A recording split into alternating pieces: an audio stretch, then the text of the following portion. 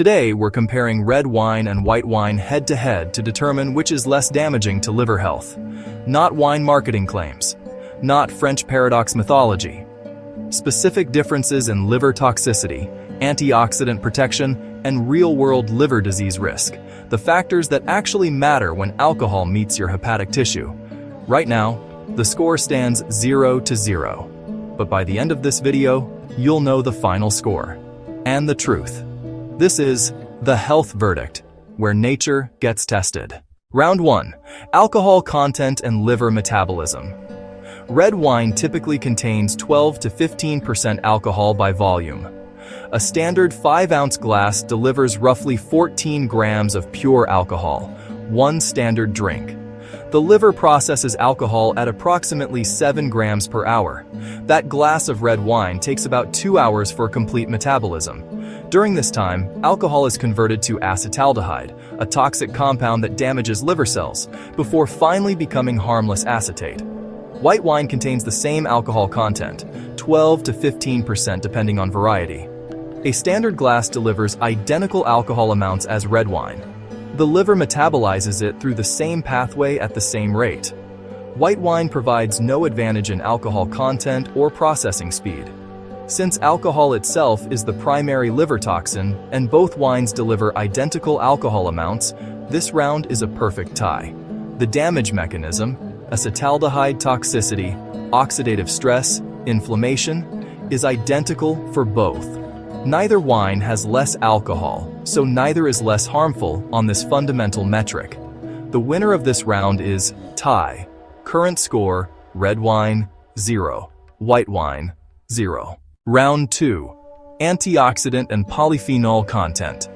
Red wine contains substantial polyphenols, resveratrol, quercetin, catechins, and anthocyanins, extracted from grape skins during fermentation. These compounds provide antioxidant protection, potentially reducing some of the oxidative damage alcohol causes to liver cells. Resveratrol specifically has been studied for hepatoprotective effects in animal models, showing reduced liver inflammation and fibrosis. The polyphenol content varies by grape variety and winemaking process, but red wine generally contains 10 times more polyphenols than white wine. White wine is made with minimal grape skin contact, removing most polyphenols before fermentation. It contains far fewer antioxidants, primarily from the grape juice itself rather than skins. White wine provides some phenolic acids, but at much lower concentrations than red. The antioxidant capacity is significantly reduced compared to red wine. Red wine's superior polyphenol content provides theoretical protection against some alcohol-induced liver damage. While these antioxidants don't eliminate alcohol's harm, they may reduce oxidative stress. Red wine takes this round for providing protective compounds alongside the damaging alcohol. The winner of this round is red wine. Current score, red wine 1, white wine 0. Round 3, population studies and liver disease risk. Large population studies show complex relationships between wine consumption and liver disease. Some research indicates that moderate wine consumption, particularly red wine, is associated with reduced liver disease risk compared to beer or spirits when controlling for total alcohol intake. One study found that wine drinkers had lower rates of non-alcoholic fatty liver disease than non-drinkers or consumers of other alcohol types. However, this protective effect disappears at higher consumption levels, more than 1 to 2 drinks daily. Other studies show that all alcohol increases liver disease risk in a dose-dependent manner, with no meaningful difference between beverage types. The critical factor is total alcohol consumed, not the source. Research consistently demonstrates that exceeding moderate drinking guidelines, more than 1 drink daily for women, 2 for men, significantly increases cirrhosis risk regardless of beverage type. The evidence is mixed, but any apparent benefit of red wine over white in population studies is modest and disappears with higher consumption. Both wines contribute to liver disease when consumed excessively. This round goes to red wine for showing marginally better outcomes in some studies, though the effect is small. The winner of this round is red wine. Current score, red wine 2, white wine 0. Round 4. Sugar content and metabolic effects. Red wine typically contains less residual sugar than many white wines. Dry reds have 1 to 3 grams per glass. The fermentation process consumes most grape sugars. Lower sugar content means reduced metabolic burden on the liver, which must process both alcohol and sugar. Excess sugar contributes to fatty liver disease independent of alcohol. White wine varies dramatically in sugar content. Dry whites like Sauvignon Blanc contain 1 to 4 grams per glass, comparable to dry reds. But sweet whites like Riesling or Moscato can contain 10 to 30 grams per glass, significantly more sugar. This additional sugar load stresses the liver's metabolic capacity, potentially accelerating fatty liver development when combined with alcohol. If comparing dry red wine to sweet white wine, red wins decisively. If comparing dry red to dry white, they're equivalent. Since many popular white wines are sweeter than reds, red wine takes this round for generally lower sugar content across varieties. The winner of this round is red wine. Current score: red wine 3, white wine 0. Round 5. Histamine and sulfite content. Red wine contains higher histamine levels than white wine due to extended skin contact and barrel aging. Histamines can trigger inflammatory responses and cause adverse reactions in sensitive individuals. While this primarily affects allergy symptoms, chronic inflammation can contribute to liver stress over time. Red wine also contains higher levels of tannins, which some people find harder to tolerate digestively.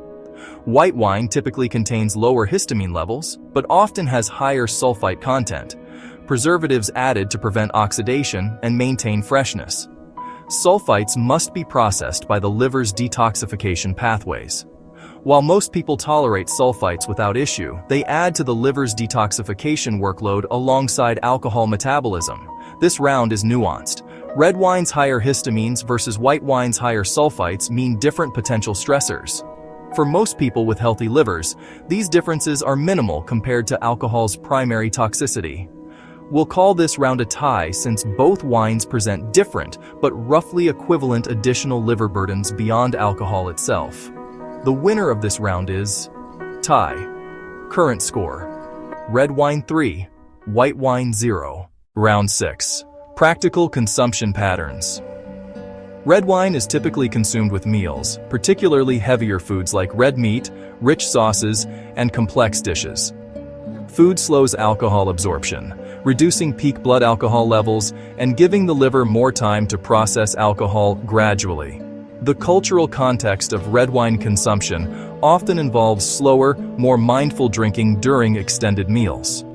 White wine is often consumed both with meals and as an aperitif before food. It pairs with lighter dishes or is sometimes drunk alone. While white wine can absolutely be enjoyed with food, cultural patterns show more variable consumption contexts. Some people consume white wine faster or without food more frequently than red wine. Consumption context matters enormously for liver health. Alcohol consumed with food causes less liver damage than alcohol on an empty stomach. Red wine's stronger association with food consumption patterns gives it a marginal advantage, though individual drinking habits vary widely. The winner of this round is red wine. Current score: red wine 4, white wine 0. Round 7. Taste, preference, and moderation. The best wine for your liver is the one you can drink in moderation and stop.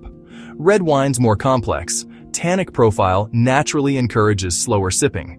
The stronger flavor and fuller body make red wine more satisfying in smaller quantities for many people. It's harder to drink red wine rapidly, like water. White wine's lighter, more refreshing profile can be easier to overconsume, particularly in warm weather. The crisp acidity and lower tannins make white wine more drinkable in the sense that you can consume larger volumes without the palate fatigue red wine's intensity creates. This isn't universal. Some people prefer red and would drink more of it, but white wine's characteristics may facilitate overconsumption for some drinkers. Red wine's intensity potentially supports better portion control, though this is highly individual. The wine that helps you stay within moderate drinking guidelines is the least harmful wine for your liver, regardless of type. The winner of this round is red wine. Final verdict. The final score is 5-0 with 2 ties. Red wine wins, but this victory comes with critical context. Red wine is marginally less harmful to the liver than white wine, primarily due to its polyphenol content, generally lower sugar levels, and consumption patterns that often involve food and slower drinking. The resveratrol and other antioxidants provide some oxidative stress protection that may reduce a fraction of alcohol's liver damage. But let's be absolutely clear. Both wines damage the liver. Alcohol is a hepatotoxin, regardless of what it's mixed with. The polyphenols in red wine don't neutralize alcohol's toxicity. They merely reduce some oxidative stress. Any wine consumed in excess causes fatty liver, inflammation, fibrosis, cirrhosis, and liver cancer. There is no safe amount for people with existing liver disease. The only truly liver-healthy approach to wine is moderation or abstinence. Moderate drinking means 1 5-ounce glass daily for women, 2 for men, with multiple alcohol-free days weekly. Exceeding these limits consistently causes cumulative liver damage that no amount of resveratrol can prevent. For people with liver disease, fatty liver, hepatitis, cirrhosis, the answer is clear. Avoid all alcohol. Neither red nor white wine is acceptable. Alcohol accelerates disease progression regardless of type. For people with healthy livers who choose to drink, red wine is the marginally less harmful choice when consumed in strict moderation with food. The best drink for your liver isn't wine. It's water, coffee, or green tea. If you drink wine, choose red. Keep portions small, drink with meals, and monitor your total weekly consumption. Your liver will thank you. This is the health verdict, where nature gets tested. Stay curious. Stay healthy.